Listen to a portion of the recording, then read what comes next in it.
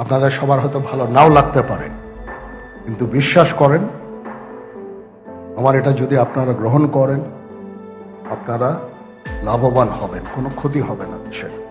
দেশের চলমান রাজনৈতিক অস্থিরতা নিয়ে সেনাপ্রধান ওয়াকারুজ্জামান সরাসরি অন্তর্বর্তীকালীন সরকার প্রধান প্রফেসর ডক্টর মোহাম্মদ ইউনূসকে হুঁশিয়ারি উচ্চারণ করে তিনি স্পষ্টভাবে জানিয়ে দিয়েছেন যে বর্তমান পরিস্থিতি দ্রুত স্বাভাবিক না হলে সরকারকে অপসারণ করে আওয়ামী লীগকে পুনরায় ক্ষমতায় বসানো হবে। কিন্তু অন্তর্বর্তীকালীন সরকারকে নিয়ে সেনাপ্রধান ওয়াকারুজ্জামান হঠাৎ করে এমন কঠোর অবস্থান কেন নিল? I had enough. For last 7-8 months, I had enough.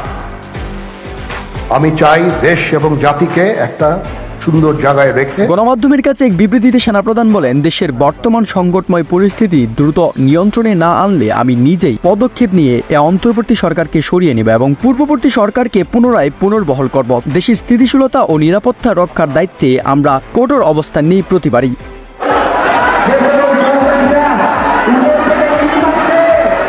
বিশ্লেষকদের মতে সামরিক নেতৃত্বের এই বক্তব্য দেশের রাজনৈতিক পরিস্থিতি আরও উত্তপ্ত করে তুলতে পারে। বর্তমানে রাজনৈতিক অঙ্গনে চরম অস্থিরতা বিরাজ করছে, যেখানে বিরোধী দলগুলো সরকারের নীতির কঠোর সমালোচনা করছে।